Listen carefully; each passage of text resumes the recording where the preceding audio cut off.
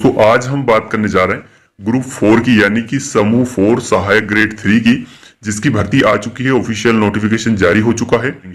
लेकिन आपको अभी से किन चीजों का ध्यान रखना है ताकि आपकी गलती ना हो। कुछ स्टूडेंट ने पटवारी और बाकी व्यापम की आई भर्तियों में ऐसी गलती की है परमानेंट, जो आगे चलकर उनको बहुत दिक्कत आने वाली है।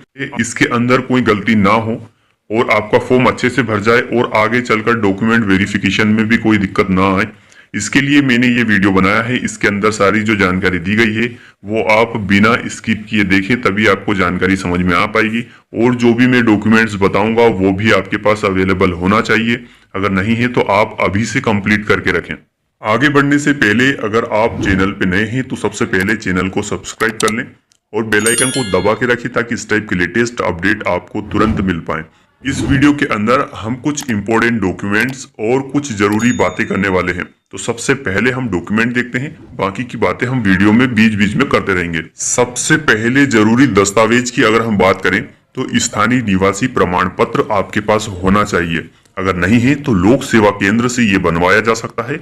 1 या 2 दिन के अंदर बन जाता है, तो आप इसको बनवा सकते हैं। अगर नहीं है तो बहुत जरूरी है, ये होना चाहिए। अगला है आपका आय प्रमाण पत्र। आपका नहीं बनेगा, आपके पिताजी के नाम का बनेगा, जो आपके पास होना चाहिए। अगर आप शादीशुदा हैं तो आपके हस्बैंड के नाम का चलेगा। तो ये दोनों चीजें आपके पास होना चाहिए, दोनों लोक सेवा केंद्र से बनवाई जा सकती है। अगला है हमारा समग्र आईडी। तो आपके पास समग्र आईडी होना बहुत जरूरी है। और समग्र आईडी में ध्यान रखें कि आपका नाम, पिताजी का नाम, डेट ऑफ बर्थ वगैरह सब सेम होना चाहिए। जितने भी मैं डॉक्यूमेंट अभी आपको बताऊंगा ये सभी डॉक्यूमेंट में आपकी जानकारी बिल्कुल सेम होना चाहिए। एक भी स्पेलिंग की ऊपर नीचे गलती बिल्कुल नहीं होना चाहिए। तो इसी प्रकार से समग्र आईडी के अंदर भी अगर कुछ गलती है तो आप अभी से ठीक करवा कर रखें। क्योंकि अभी जब फॉर्म भरा रहे थे पटवारी के, उस समय स्टूडेंट के पास समग्र आईडी में काफी गलतियां देखने को मिली, जो वो ठीक नहीं करवा पाए। क्योंकि समय कम था, फॉर्म भरना था, तो उन्होंने गलत आईडी से ही फॉर्म भर दिया। अब वो तो देखा जाएगा वेरिफिकेशन के टाइम पे किस्मत किसकी कितनी अच्छी है। क्योंकि ये आपकी अगर गलतियां होती है तो ये कंसिडर नहीं करते हैं। इसलिए इन चीजों को आप अभी से कंप्लीट करें। अगर समग्र आईडी गलत है तो आप अपने ग्राम सचिव से बात करें। 24 घंटे के अंदर इसको ठीक करवाया जा सकता है। इसलिए आप इसको अभी से कंप्लीट करके रखें ताकि बाद में फॉर्म भरते टाइम कोई दिक्कत ना आए। अगला है आपकी वोटर आईडी। अगर आपके पास है तो अच्छी बात है, नहीं है तो कोई बात नहीं, आप इसको बनवा सकते हैं। 18 से ऊपर के आप हो चुके हैं, इसलिए आप समग्र आईडी को बनवा कर रखें। अगला दस्तावेज है हमारा पैन कार्ड। अगर आपके पास है तो अच्छी बात है, नहीं है तो कोई बात नहीं। वैसे बैंकिंग कार्यों में आपको इसकी जरूरत पड़ती है, इसलिए ये चीजें आपके पास होना चाहिए। अगर आपके पास है तो अच्छी बात है। फॉर्म में किसी काम का नहीं है, लेकिन बाकी एक्टिविटी में आपको बहुत काम आएगा, इसलिए इसको आप बनवा कर रखें। अगला है आधार कार्ड। आधार कार्ड तो बहुत कंपलसरी है सबके लिए, ये तो होना ही चाहिए। इसके अंदर भी अगर डिटेल में कुछ गड़बड़ है तो आप उसको ठीक करवा कर रखें। सभी डॉक्यूमेंट को आप 10th और 12th की मार्कशीट के हिसाब से मैच करके रखें। यानी कि जो 10th 12th में जानकारी दी गई है वो सभी डॉक्यूमेंट में आपके पास होना चाहिए। तो आपके पास आधार कार्ड भी होना चाहिए। अगला दस्तावेज है हमारा 10वीं और 12वीं का, जो सबसे जरूरी होता है। यही बेस होता है हमारा। इसमें जो जानकारी होती है वही जानकारी हमारी मानी जाती है, यानी कि इसी को मूल माना जाता है। अगर इसके अंदर आपके नाम की स्पेलिंग गलत है तो हर डॉक्यूमेंट में गलत होना चाहिए। अगर इसमें सही है तो हर डॉक्यूमेंट में सही होना चाहिए। यानी कि यही आपका आधार है। इसको देखकर आप सारे डॉक्यूमेंट को ठीक करवाएं।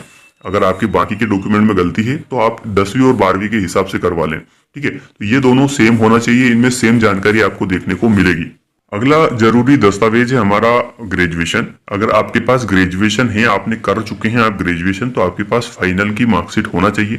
ग्रेजुएशन फाइनल मानी जाती है, सेकेंड ईयर और फर्स्ट ईयर को नहीं माना जाता है। यानी कि फाइनल की आपके पास मार्कशीट है तो आपने ग्रेजुएशन कर रखी है, तो आपके पास ग्रेजुएशन है तो अच्छी बात है। अगर नहीं है तो बाकी की, जैसे ग्रुप 4 के अंदर कुछ पोस्ट 12th से आई है तो वो लोग केवल 12th लगाएंगे उसके अंदर। बाकी जो ग्रेजुएशन से आई है तो आपके पास वो ग्रेजुएशन की मार्कशीट होना चाहिए। ठीक है, ये कंप्लीट होना चाहिए लेकिन, और इसके अंदर भी जानकारी बिल्कुल सही होना चाहिए। अगला है मेडिकल सर्टिफिकेट। कहीं कहीं पे मेडिकल सर्टिफिकेट की जरूरत होती है, जैसे कि कुछ दिव्यांगजन इसमें लगाते हैं, तो वो मेडिकल सर्टिफिकेट होना चाहिए। आप बिना उसके नहीं लगा सकते कि हाँ मैं दिव्यांग हूं तो मेरे को कोई कोटा मिले उसके अंदर, तो ऐसा कुछ नहीं होगा। सर्टिफिकेट होगा तो ही चीजें मान्य होगी। ये सर्टिफिकेट सभी के लिए जरूरी नहीं है, केवल वे दिव्यांगजन, बाकी जो भी लोग हैं जिनको इस चीज की जरूरत होती है उनके लिए है, बाकी सभी के लिए ये चीज नहीं है मेडिकल सर्टिफिकेट।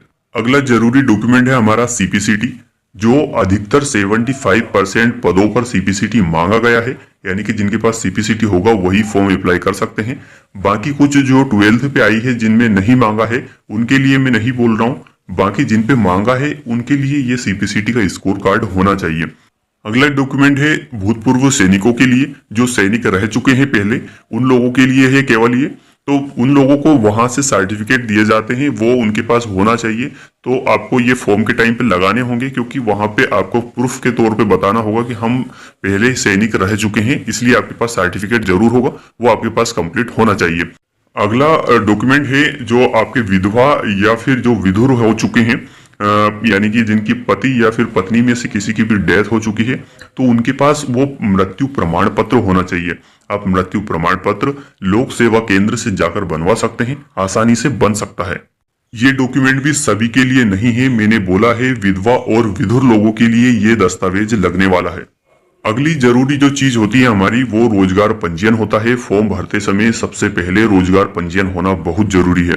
रोजगार पंजीयन बनवाने के लिए आप एमपी ऑनलाइन से जाकर बनवा सकते हैं, अगर अभी तक नहीं बनवाया है, और अगर आपका पहले से बना है तो उसको रिन्यू करवा कर रखें आप। उसके अंदर आप ये देखें कि आपने जो समग्र आईडी डाली है उसके अंदर क्या वो जानकारी सारी सही है या गलत है। अगर डेट ऑफ बर्थ या नेम वगैरह में कुछ भी प्रॉब्लम आती है तो आप एक बार चेक करवा लें अच्छे से कि बिल्कुल जानकारी सही सही भरी है या फिर नहीं भरी है। जरूरी नहीं है कि रोजगार पंजीयन को फॉर्म भरते समय ही बनवाया जाए, आप अभी से भी बनवाकर उसको रखेंगे तो बहुत अच्छी बात है। फॉर्म भरते समय आपको दिक्कत आएगी ही नहीं, आप जाकर सीधे फॉर्म भर देंगे, 10 मिनट में आपका फॉर्म कंप्लीट भरा जाएगा। अगर ये चीजें आपकी अभी से कंप्लीट है तो आपको बाद में कोई दिक्कत नहीं आएगी, भले ही सर्वर डाउन हो या फिर अप हो, कुछ भी हो उसका, आप फॉर्म आसानी से भर सकते हैं। एक और पंजीयन होता है आपका प्रोफाइल पंजीयन, पीईबी का प्रोफाइल पंजीयन, जो आप अभी से करवा कर रख सकते हैं इसको, क्योंकि ये भी बहुत जरूरी होता है। इसके अंदर भी पुरानी डिटेल्स अगर आपकी डली हुई है, किसी ने 2017, 16, 15 के आसपास फॉर्म भरे हैं, तो वो लोग अब इसको अपडेट करवा लें, क्योंकि इसके अंदर आपका फोटो और सिग्नेचर अपलोड होता है। तो फोटो में नई डेट डलती है, सिग्नेचर डलते हैं, तो ये चीजें आप अपडेट करवा कर रखें। एक तो आपको रोजगार पंजीयन और एक ये प्रोफाइल पंजीयन, ये दोनों अगर आपके कंप्लीट हैं तो आप कभी भी आपको प्रॉब्लम नहीं आएगी। आप जैसे ही फॉर्म भरने जाएंगे तो आप तुरंत फॉर्म डाल देंगे, इसका 5 मिनट के अंदर आपका फॉर्म भरा जाएगा। उम्मीद है साथियों आपको जानकारी बहुत अच्छी लगी होगी। अगर जानकारी अच्छी लगी हो तो चैनल को सब्सक्राइब और वीडियो को लाइक करना ना भूले। वीडियो को वॉच करने के लिए थैंक यू सो मच।